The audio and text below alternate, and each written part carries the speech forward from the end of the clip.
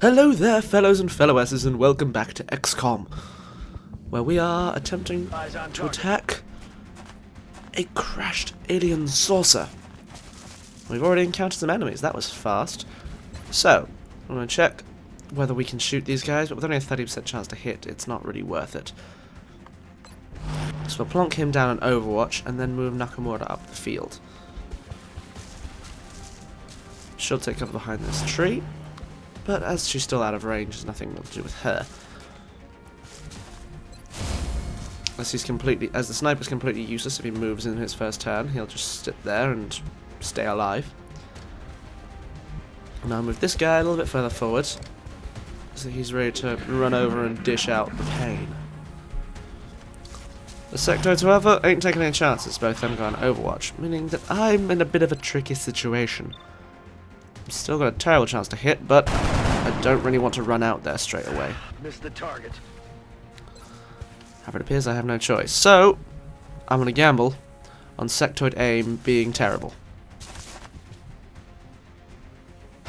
I'm alright. Luckily, I'm proved correct.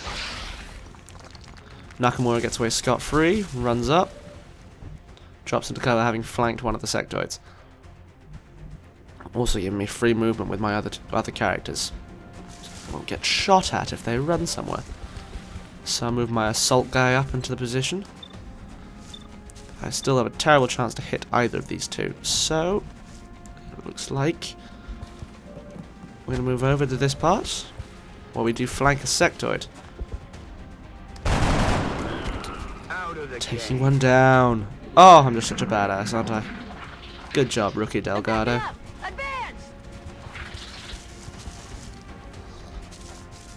One sector by himself does the sensible thing and runs like hell, and that rock in the dark looks a bit weird.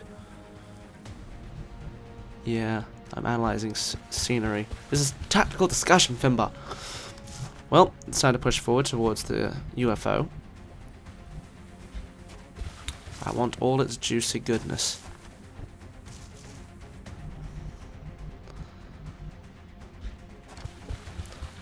In my brain, the most sensible thing to start off with is trying to get the high ground advantage so I get lots of vision down on the area.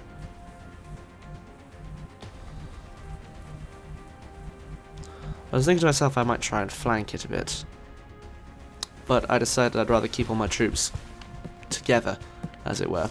Although spread out enough that getting a grenade thrown at me isn't going to kill me. A habit you should get into, because there's some aliens that are quite happy to alien grenade your soldiers, and yeah, that's not fun. That's not fun at all.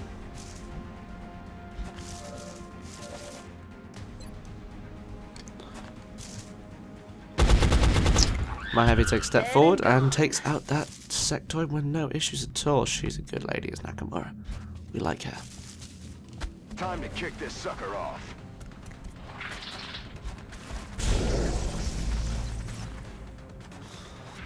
I spotted two more with this guy. I'm thinking to myself exactly how I'm going to take these ones on. What was that? That's a sensible thing.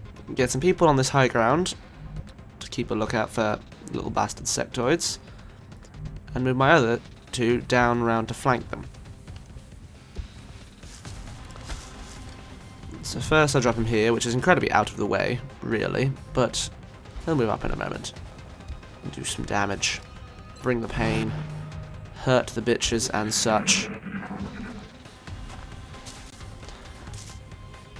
I realised at this point that putting a dude on Overwatch with a shotgun is stupid. Really stupid. Shh. I think I heard something.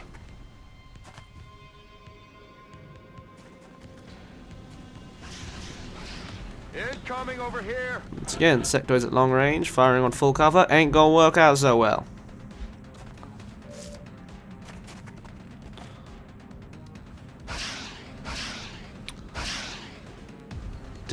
Having not realised that other one was on Overwatch, that did scare me a bit when that happened first, but because they're still terrible, terrible shots, we get away with it.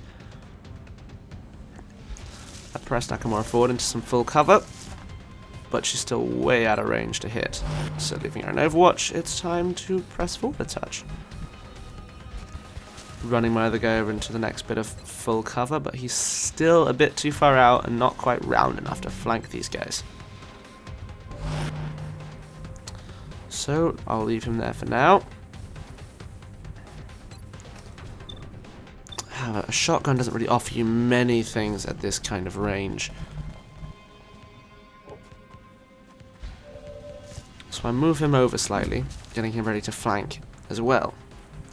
Because if you can get a shotgun assault character nice and close, they are dangerous to deal with. However, I don't really like my options for cover around here. So I'm just going to leave him nice and safe with a doubled up cover bonus in there.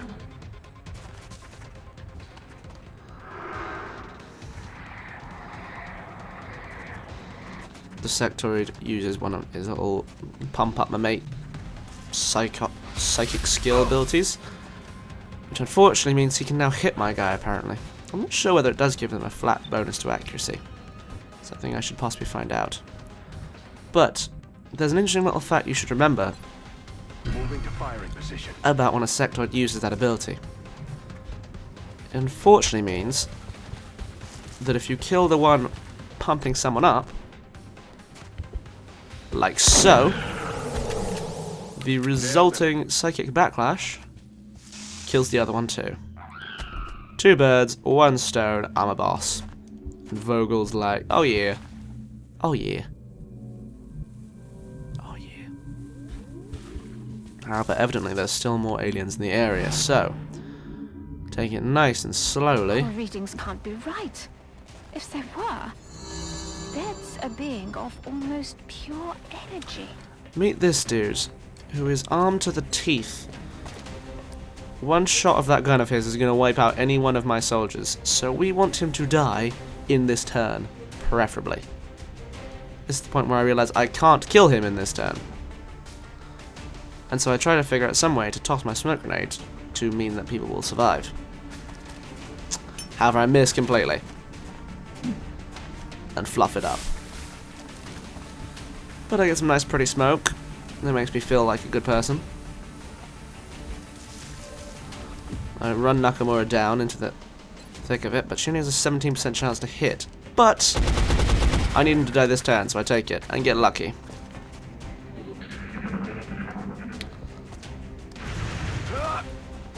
No, what's happening? Luckily, this This isn't right. This isn't right. light plasma rifle isn't doing as much damage as it usually does, possibly because of the smoke. Help! Someone help! And now all my dudes are panicking. They're doing the right things, which is trying to shoot at him. But because they're terrible, terrible shots, it isn't doing me much help. So now, it's my turn, and I've got To 2 people. withstand an impact like that, at such a velocity, the materials used in that vessel's hull must be at least an order of magnitude beyond Notice any that element shiny we know green of. thing That looks like the is primary very power source explosive. for the alien craft. Might come in useful in I could future only hazard missions. a guess as to the amount of power it would have to be generating to propel that ship. I'd watch your fire down there. That equipment could be highly unstable. Thank you, Dr. Shen, for pointing out the obvious. Now, let's shoot this bastard in the face. X-ray neutralized. Chalk up another one. Once again, fellas and fellowesses, a 100% survival rate. We're doing good so far. We're doing good. Although when ethereal starts showing up is when this might get tricky. But the outsider proved no match for us. We return home to cake and cookies and the spoils of war. First of all, every single one of my people there got promoted, and I came away with a fair amount of stuff, which is I still can't always believe nice. Dr. Vaughn expects our troops to try to bring one of those things back here in one piece, much less alive. Well, we're gonna do it, Several aren't we, members Central? of the council have expressed an interest in acquiring some Whenever of it the says artifacts we've damaged, you can recovered. sell it immediately However, without having to we should worry be about careful it, in choosing what items we because release. they're no use in The research team may or not have engineering. discovered their true value yet. So I'll sell that off for a few extra credits, and then we'll do the rounds. Give some promotions out. Now the 2 options are between bullet swarm and hollow targeting. However, I much prefer hollow targeting.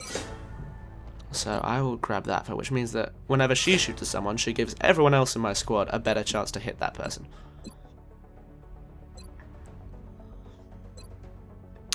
And because this guy is usually in the thick of the fighting, I'd rather he had the extra defense ability rather than the extra critical ability.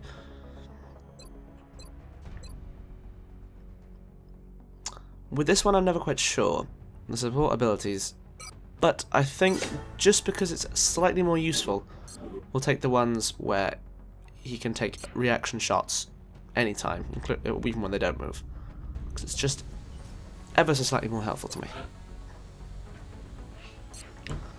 Still nothing going on, unfortunately, and we're still waiting 7 more days for research to finish. So it's time to scan until stuff happens.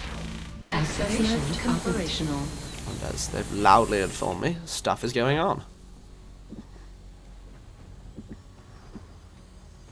However, I still have no money, so I still can't build anything. So we'll just leave that for now.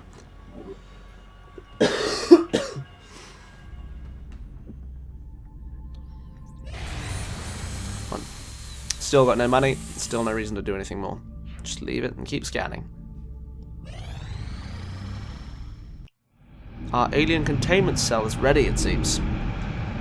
With these 2 sort of strange looking shock pad things. Alien containment facility online. I'm going to warn you, when those scenes come up, they make you quite scared of the scientist lady. Quite scared indeed. Got lots of power to throw around once we're ready to build more stuff, but for now we have no cash, so we shall head up to the hangar, see what's going on here. Having no extra satellites in the air yet, though, there's no reason to build any more or waste any money.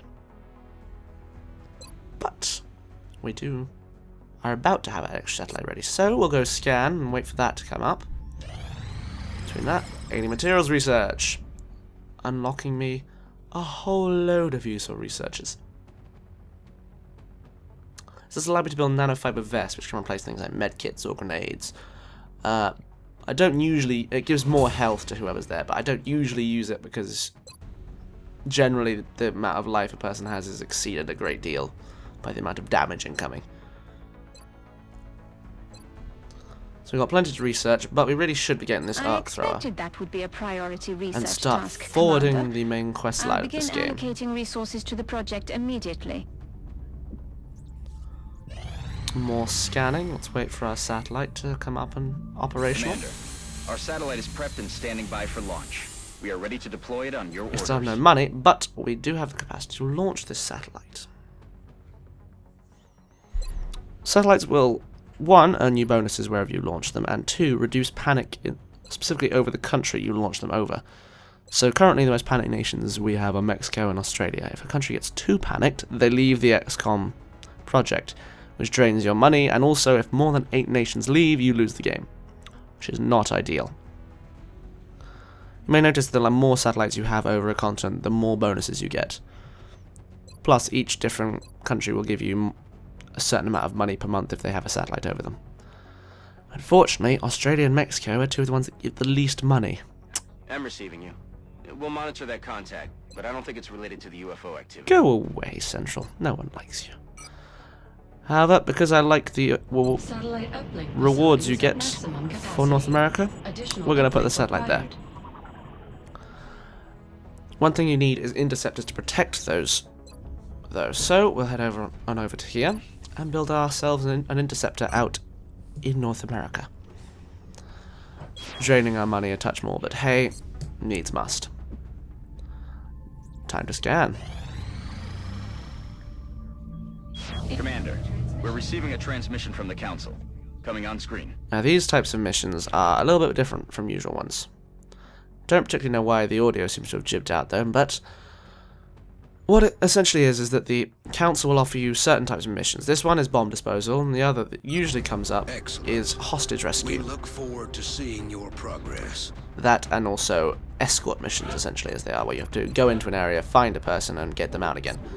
And usually there's lots of skinny men there to mess with you. I'm going to bring my sniper along because I want him leveled, because a leveled up sniper is incredibly useful, and also means I've got every type of class in my team. Look at that. Ain't they just badasses? So, ladies and gentlemen, now we go to fight the alien threat, dispose of bombs, prevent certain cities being wiped off the map, and just generally being awesome. Brazilian I authorities shall have see requested you our in help, Brazil so that's where we're going next. next time. Goodbye.